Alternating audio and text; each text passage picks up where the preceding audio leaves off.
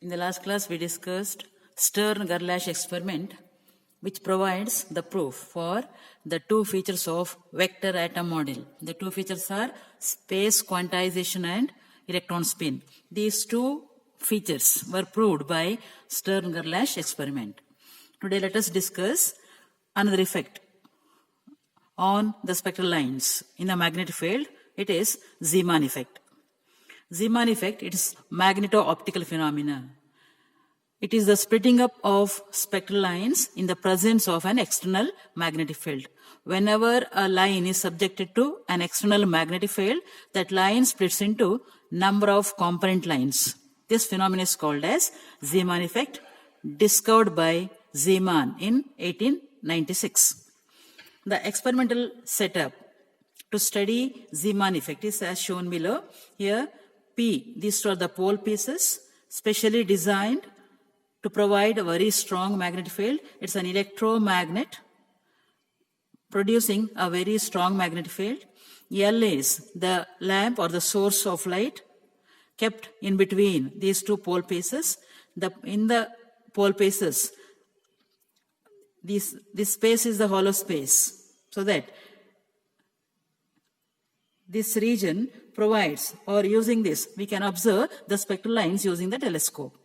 And this is a setup used by Zeeman to study the splitting up of spectral lines in the presence of the magnetic field. And in the experiment, here we have the lamp. When the telescope is placed in the longitudinal direction, in the direction of the magnetic field, in this longitudinal view, two lines were observed.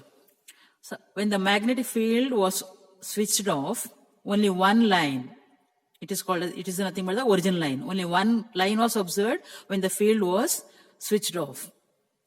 And when the field is on, when the field is switched on, and in the longitudinal direction, when the telescope is placed here, it is the longitudinal direction, in the direction of the magnetic field.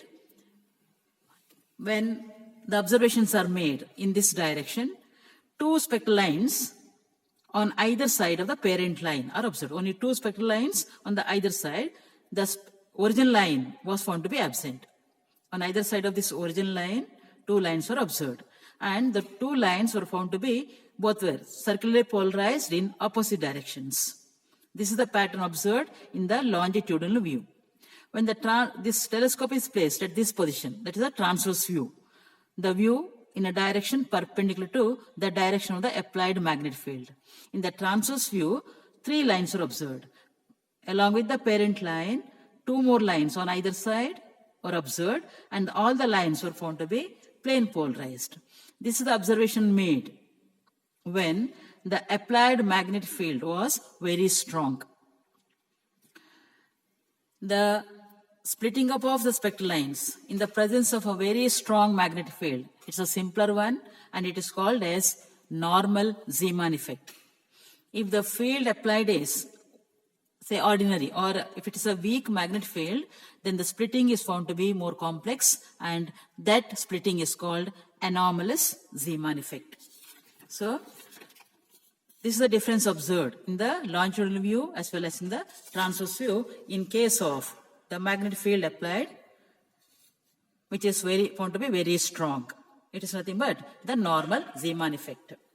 And in the anomalous Zeeman effect, when the field applied is weak or its ordinary one, then splitting is found to be more complex, or more lines are observed. The original line found to be splitting into many lines. See, in the transverse view, there are four lines corresponding to the line D1. See, the source used. Suppose the source used is a sodium lamp. Suppose sodium lamp is used, then sodium lamp, its spectrum consists of two lines. The lines are named as D1 and D2. And in the weak magnetic field, nothing but anomalous Zeeman effect. In the weak magnetic field, the D1 line is found to be consisting of, or splits into four lines. These two lines are named as pi components. These two are sigma. These two lines, pi components, are also called as the inner components. These two are the outer components. So D1 line splits into four lines. Whereas D2 line, there are 6 lines, 2 inner components, 4 outer components. This is how the splitting of spectral lines is observed in case of weak magnetic field, that is anomalous Zeeman effect. In the same anomalous Zeeman effect, in the longitudinal view, the inner components were found to be absent. D1 line consisting of only 2 components, sigma components, nothing but outer components. D2 line found to be having only 4 outer components. And here in the longitudinal view, in case of D1 as well as D2, all the lines are found to be circularly polarized in opposite directions. And in case of this transverse view, the lines are found to be plane polarized. This is about the experimental study of Zeeman effect and also about normal and anomalous Zeeman effect. Now let us see the theory of normal Zeeman effect. Here we consider normal Zeeman effect. So the magnetic field is very strong, and one more assumption is made here. It is spin of the electron is neglected. In the study of normal Zeeman effect, in case of normal Zeeman effect, spin of the electron is neglected. Since the spin is neglected, the contribution to magnetic moment is only due to the orbital motion of the electrons. Only the orbital angular momentum of the electron, that orbital angular momentum vector L, it only contributes to the magnetic moment of the electron. So that since now the electron is in the presence of the external field, so it gains an extra energy. So these things we discussed in the previous class. In the presence of the magnetic field, electrons gain extra energy. And here in this case, in normal Zeeman effect, spin is neglected means only orbital quantum number L. So the electron possesses only angular momentum vector L, which rotates around this magnetic field direction. So additional energy delta E is nothing but dot product of mu L vector and B vector. Delta E is dot product of mu L and B vector. This is the additional energy due to orbital motion of the electron in the presence of the external magnetic field. What is mu L? It is mu B into L. What is mu B? Bohr magneton. So that mu L vector dot B vector is mu B L dot B vector. And if you expand, it is mu B L B cos theta, dot product. Mu B L B cos theta. And here L cos theta is nothing but the orbital magnetic quantum number ML. It is orbital magnetic quantum number ML, so that we get delta E, the excess energy gained by the electron, given by EH by 4 pi m B into ML. What is EH by 4 pi m? Nothing but mu B, Bohr magneton. So that this is the energy gained by the electron, given by this. Now ML, what is ML? Orbital magnetic quantum number, which is nothing but projection of L over the direction of the external field B. And ML can take 2L plus 1 values from minus L to plus 1 including minus L to plus L including 0. So in the presence of the external field, each level splits into 2L plus 1 levels. Now let us find out the energy or the frequency of the spectral line emitted due to the transition of electron from one level to another level. For this, consider 2 energy levels corresponding to 2 different values of L, say L dash and L double dash. Let us consider 2 levels, sub-levels, corresponding to the L values, L dash and L double dash. And now here, E dash and EB dash. Now let us consider level L dash. Let E dash be the energy of the electron in that level L dash in the absence of the magnetic field. EB dash, the energy of the electron in the presence of the magnetic field. The level is L dash. E dash, energy of the electron in the absence of the magnetic field. EB dash, energy of the electron in the presence of the magnetic field. So that, what about this energy EB dash? It is slightly more than E dash, because when the field is applied, electron gains extra energy. that is delta E. So that EB dash is E dash plus delta E dash. This is the extra energy gained by the electron in that level L dash.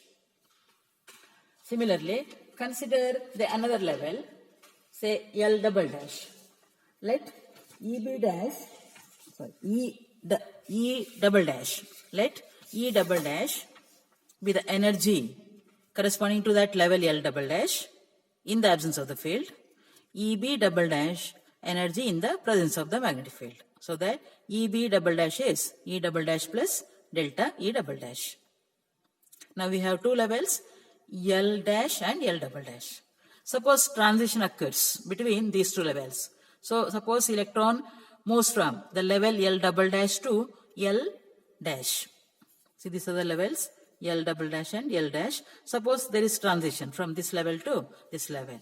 Now the energy difference, it is emitted in the form of the spectral line. So that if you subtract those two equations, EB dash and EB double dash, this equation minus the previous one, you get this. So, and what is EB double dash minus EB dash? Nothing but that energy difference is always h nu. Nu is the frequency of that emitted spectral line. And E double dash minus E dash, this is the energy difference in the absence of the field. Nothing but this there, the energy difference comes out in the form of the spectral. That spectral line is the parent spectral line or the original spectral line. We denote it as h nu naught. Energy difference is h nu naught. Here nu naught, frequency of that original line or the parent line. Now difference between these two. So delta E double dash, what is it? We have the expression extra energy gained. Energy gained by the electron. It's given by, say energy gained is EH 4 pi m B ml. So that here for the level L dash, this one becomes ml dash. For the level L double dash, the quantum number becomes ml double dash. So if you substitute the values, you get this. So that H is common in all the terms. So we get nu as nu naught plus E, H gets cancelled, EB by 4 pi m. It's common, ml double dash minus ml dash. Now, let us apply the selection rule. For the transition to occur, it should obey certain rule. That rule is called selection rule. And the selection rule for delta ml, we have seen it already. It is nothing but either delta m equal to delta ml is 0 or plus 1 or minus 1. For all these values or these three values of delta ml, those transitions are allowed. All the other transitions are forbidden. Now, suppose delta ml is 0. The transition takes place between the two levels having delta ml 0. When delta ml is 0, this difference is taken as delta ml. Delta ml 0 means what we get? Nu equal to nu naught. So nu equal to nu naught, nothing but the parent line. When this delta ml 0, when the transition between the two levels having delta ml 0 takes place, we get the original spectral line or the parent spectral line. It is produced there. It is observed there. Suppose delta ml is plus 1. When delta ml, this one is plus 1, what do we get? Nu is nu naught plus EB by 4 pi m. So that implies nu is greater than nu naught. In this case, when the transition takes place between the two levels having delta ml plus 1, we get a spectral line having frequency more than the parent line. Suppose delta ml is minus 1, then nu is this. Nothing but nu is less than nu naught. So here we get a line having frequency less than the parent line. This is how the three lines observed in normal Zeeman effect are explained. The production of the three lines are explained in this manner. Here, this delta nu. What is delta nu? It is called as Zeeman shift. The difference between the frequency nu and nu naught. Nu naught is the frequency of the original line. And these are the lines observed after splitting. So the difference between nu and nu naught is called the Zeeman shift delta nu. So what is delta nu? What you get? Nu minus nu naught. See here. Nu minus nu naught. Nothing but EB by 4 pi m. And this magnitude EB by 4 pi m is called as the Zeeman shift. From this, if delta nu is measured and if B is known, then one can calculate this specific charge of an electron. E by m is called specific charge of the electron. This can be calculated when delta nu and B are known. And we have C equal to nu lambda, so that nu is C by lambda. Then if you differentiate this, you get delta nu as minus E by lambda square delta lambda. So that delta lambda is delta nu into lambda square by C, or delta lambda is lambda square by C into delta nu. What is delta nu? EB by 4 pi m. So the Zeeman shift in terms of wavelength can also be calculated using this. Now the transitions. Here we have two levels. See, in case of the spectral line, or suppose in case of sodium, it's a monovalent one. We have only one valence electron. In the normal state, the valence electron is in the ground state. For that state, L equal to 0. When it gets excited, it goes to the P state, L is 1. When the field is, this is in the absence of the magnetic field. When the magnetic field is applied, then each level splits into 2L plus 1 levels. Each level splits into 2L plus 1 levels. So what about the number of split levels here? L is 0. So that 2L plus 1 is only 1. So ML is having only one value, that is 0. And L equal to 1. What about 2L plus 1? 3. So this level splits into 3. Having ML values 0, plus 1, minus 1. Now, obeying the transition, that selection rule, delta ML 0, delta ML plus 1, delta ML minus 1. See, these are the transitions. Delta from here to here, delta ML minus 1, or yes, minus 1. From here to here, delta ML 0. From here to here, delta ML plus 1. So we get 3 lines. This is how the triplet pattern of the sodium line is explained theoretically in normal Zeeman effect. This is about the normal Zeeman effect, which is a very simpler one. And here the magnetic field is, applied field should be very strong. And one more assumption is the spin of the electron is neglected. So here this method is applicable only to the atoms which contain E1 number of electrons. Why E1 number of electrons? In case of E1 number of electrons, the resultant spin is likely to cancel each other, or the spin of the electrons are likely to cancel each other. This is about theory of normal Zeeman effect. And the last topic in this unit is Paschen-Bach effect. This Paschen-Bach effect is nothing but, it is studied by Paschen and Bach, the scientists, Paschen and Bach. It is nothing but the transition of this anomalous Zeeman pattern to the normal Zeeman pattern. When a magnetic field strength is slowly increased, see, in a weak magnetic field, we observe the anomalous pattern. And as the field strength is slowly increased and the field is made stronger and stronger, it is observed that the anomalous pattern shifts to the normal Zeeman pattern. This transition is called as Paschen-Bach effect. Here, the pattern is, the anomalous Zeeman pattern is approximated to normal Zeeman triplet. Usually, in Zeeman effect, normal Zeeman effect, the pattern is a triplet pattern. And here, this reduction in the number of lines, it may occur due to either overlapping of the lines or due to the disappearance of certain lines. This is Paschen-Bach effect. And this transition from the anomalous Zeeman pattern to the normal Zeeman pattern, when the field is increased from a weak value to a stronger one, it is explained in this manner. In a strong magnetic field, the coupling between L and S, it breaks down. So that J, the resultant of L and S, it is nothing but J, it loses its significance. So that L and S, they are quantized separately. And these L and S, they rotate around the applied field B separately. So that the electron gains energy due to L and S separately. The gain energy is separate, both due to L and S. So that the net energy gained by the electron, it can be taken as delta EL plus delta ES. And it is given by EHB by 4 pi m ml plus 2 ms. In case of spin, the value is twice. This one already we have seen there in the previous discussion. Delta E with respect to L is EHB L cos theta by 4 pi m. Delta gain in energy with respect to the spin or due to rotation of the spin around the field B is EHB by 4 pi m 2s cos theta. When you simplify, you get delta E as this.